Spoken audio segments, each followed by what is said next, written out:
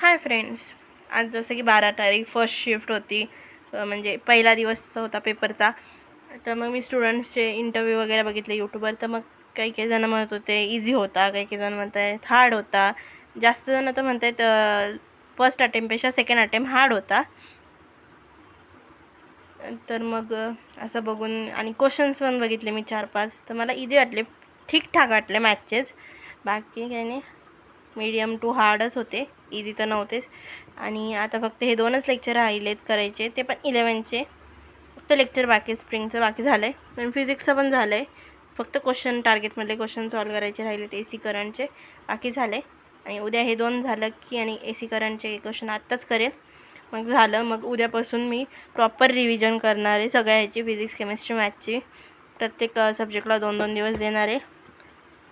Second अटेम्प्टचा chance मिळाला आहे, तो मी चांगलाच यूज करणार आहे.